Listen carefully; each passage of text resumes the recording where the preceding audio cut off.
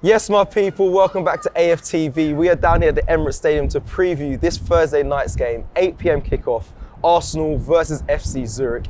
In the 60,000 seater stadium, it should be rocking. We want to get a win for this fixture to keep us top of the Europa League group stage. We're currently top of the Premier League. The women are currently joint top of their league, and Arsenal are top of the under-21s league. I wanted to mention that because right now it's top of the Europa League. And top of the Europa League group stage. So we're top of all of those groups in all those competitions for Arsenal, and it's a feel-good factor right now. And I want to continue it. I want to take this game as serious as possible. Obviously, the last time we played them, it's the only time we played the FC Zurich, in history. We beat them 2-1 at their place. We saw Marquinhos get a goal, which is I want to talk to you about, Turkish. I would like to see Marquinhos play in this fixture here at the Emirates. We haven't seen him for a while. I don't even know what happened. He's not injured. It just went quiet. Maybe he probably went down into the under-21s. Someone you'd like to see for this game? Maybe it was about taking him out the limelight a bit. Because when he first came in, a lot of people assumed he wasn't coming in to make an immediate impact. Yep. And I think Edu or Mikel, someone said in the summer that, they're impressed with how he's kind of hit the ground running and his stature and his build and his confidence. So potentially that's why we kept him as part of the first team squad for this season. But when he hit the ground running in that game, got a goal. Did he get an assist as well? Or? Yeah, I believe he did. He got a goal at the very least. Yeah. He had a good game as well. I think maybe it's just about taking him at the limelight and kind of lowering that expectation a little bit, because he's still young. It's still his first year in the Premier League. So, I don't know. I think he should start against Zurich. You think he should start? Yeah, even with obviously the last form we saw, the last game for Reiss Nelson. I don't know. That's going to be a big talking topic. Does Reiss Nelson start? Obviously, he got 2 goals and assists in his last game for the league game against Nottingham Forest. I'd start both of them. Yeah? Yeah, so, he's stealing my card. I wanted to start both of them. I want to start Marquinhos. I think it's Marquinhos on the left. I wanted Reiss Nelson to start on the right, and then probably Eddie up top, which I know you're going to do a Predicted 11, so make sure you guys check out that video once it's out. But it'd be nice to see both of them. Give Bukayo Saka a rest. Give Martinelli a rest. Saka picked up a knock, innit? So Yeah. I bet he got an injury to his foot. But I think Arteta did say that it's quite minimal. They're managing it and he should be fit. But I think that's mainly for Sunday. I think they're resting. Sunday's the big one. Yeah, definitely. We've done the job in the Europa League already in terms of qualification. This is just seeing it off and finishing first in the group. And I can't lie, regardless of first 11, I think we should be getting the job done against Zurich. You look at PSV, put 5 past them both times, home and away. I know they just picked up a win against Bodo at home in Zurich, which was big for them because it keeps their European dream alive. I know they can't qualify, but they can still get into the Conference League. But listen, just get the job done. I don't care who really starts.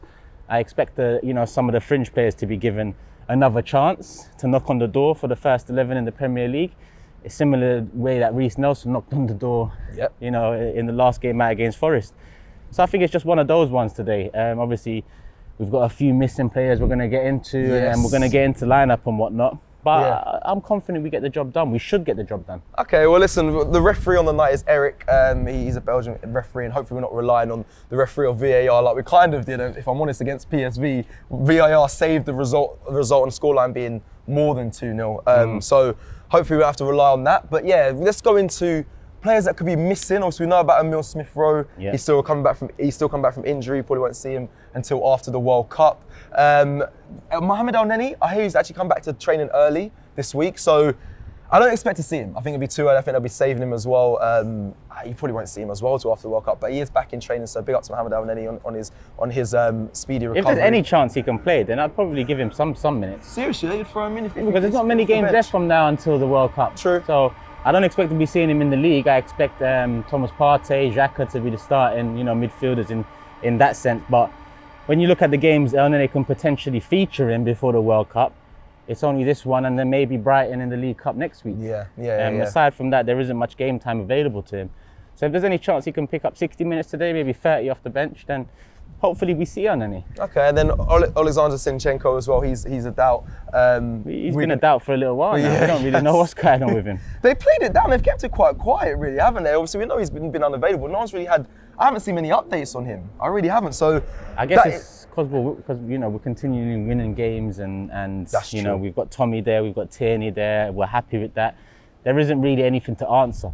If shit was hitting the fan and we wasn't getting the results, then a lot of people would be like, "What the hell's going on with Zinchenko?" But because we're missing him, but we're still winning games and still top of the league and whatnot, I think that's taken a bit of the attention away from, you know, the lack of noise around his injury and return date. Well, you're a big fan of Tierney. Does he start? I know you're going to do a prediction, but does he start for you against Zurich? Because if not, when does he get his minutes? I know you played against PSV, but when will he get his minutes? It's funny because any other year, if this was the last group game and, you know, we're more or less qualified, I'd be saying, nah, keep Tierney out of the lineup.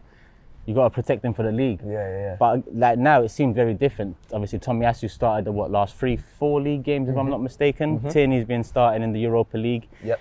So I'm looking at this one now and thinking, well, it's on Arteta. Does Arteta really see Tomiyasu as the second choice left back in the league and potentially filling in when Zinchenko's not available? Or is it just protecting Tierney for the big games? I'm not too sure, because we had a big game against Liverpool. Tomiyasu started that one and he had a very good game. So with Tierney, I think he has to start. Yep. He has to start. He has to get minutes. This is the game. It's like a nothing game, especially to someone of Tierney's calibre, in my opinion. Yes, we got to get the job done. Yes, we got to finish first, because it's important when you look at the Champions League teams dropping down. Yeah. But at the same time, like I said, if it's unusual for us fans to be, you know, asking for Tierney to be starting a nonsense Europa League game, then I wonder what he's thinking. But he needs the minutes, so yeah, I expect him to start. The players probably might, the players definitely do feel that. When I was playing, you're playing like the cup games, and you know it's a fringe team. You know it's nothing game. And I know when I saw Reece Nelson after, I didn't see him, but when I saw the stuff online about when he came on, he had a really good game, 2 goals, 1 assist.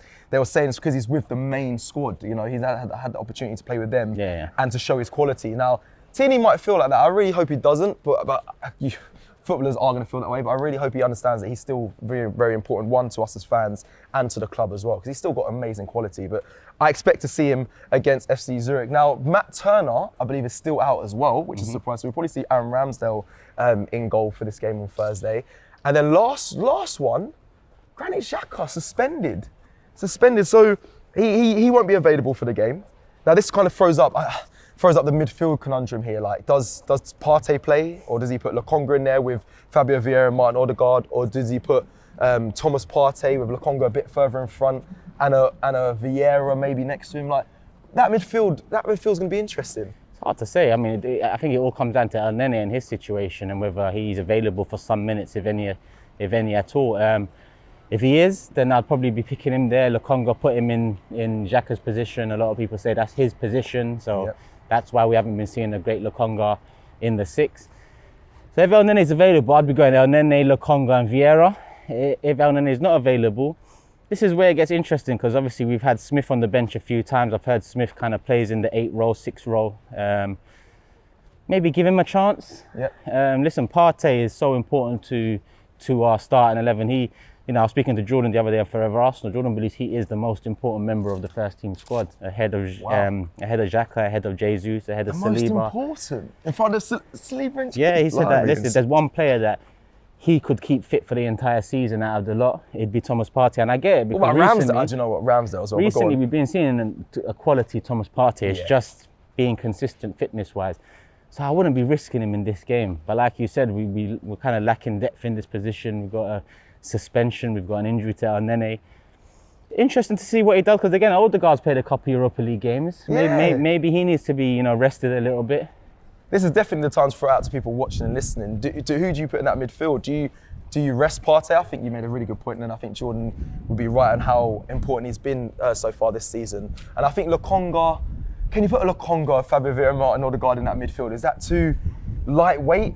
I would love to hear what you guys have to say. I wouldn't really know what to go with. It's Zurich, that's the thing. Listen, whatever we do, we should get the job done. I felt like that against PSV, but I know PSV's a good team. Yeah, away they are. They got threats. They got players that we wouldn't mind in our squad. Yeah. As with Zurich, you haven't done a danger man, because you don't know who the fuck the danger is. So I was actually thinking that's the next bit of this video, but I'm like, I don't really know who to go with, but I'm sure there'll be an danger man this week, man. Scrap the danger man. Thanks for He'll be forcing that. That's killed me. But you're right. But we only beat them 2-1 last time at their place. Yeah. So they got a penalty. The margin wasn't massive. Yes, we had more possession than them. We had I think we had double the shots on target to them. I think we had 8, they had 4. So we dominated, but they're going to still cause, they might still cause a little bit of a threat, but you're right, we should get the job done, but they could still, you know, upset us when it comes to maybe getting a draw, but we do expect Arsenal to win this game. Yeah, they're going to be up for it, 100%. I mean, like I said, last time out against Bodo, they kept their European dreams alive. They got something to play for. Yep. At the Emirates, you know, probably one of the best stadiums they visited, one of the biggest clubs they visited over their years. So they're definitely going to be up for it, fans and players. They're going to want Europa Conference League. I'll be honest. When I went to Norway and spoke to the Bodo Glimt fans, they were like, if we get Europa League Conference, even that's a bonus for us. Yes, we also want to stay in the Europa League, but if we get that, for us that's massive. So listen, if FC Zurich if they do get a win, they get that Europa League Conference, I'm sure their fans will be happy with that. It's now time to ask you for a score prediction, Turkish, for this game. 3-0 Arsenal. Okay, who scores? Just who plays? I expect Eddie to get a goal or two, for sure. And I'll say maybe a goal for a Reece or a Marquinhos, depending on who starts. Yeah, okay, fair enough. I'm gonna go. I think we'll concede. I'm gonna go 4-1. Still a 3-gap margin, 4-1, and I would like to see Marquinhos. I really would. I haven't seen him for a while. Obviously, he got his goal against him when he played away, and he was extremely happy. But he got quite emotional about his goal, and I'd love to see him back in the side and getting a goal. And Reece Nelson, just because of the performance he had before, it'd be good to keep that momentum going. So Reece Nelson and, like you said, Eddie Nketiah. For me, 2 for Eddie and then 1 for Marquinhos and Reece Nelson. Let us know your score predictions in the comments below. Let us know as well the questions I asked in this video about the midfield. Like the video if you like the video, and we'll see you guys very soon. Take care.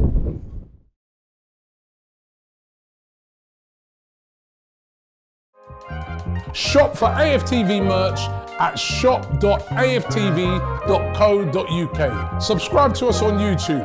Follow us on Instagram, Facebook, Twitter, TikTok, Snapchat, and Twitch. We've got content for every platform, so check it out.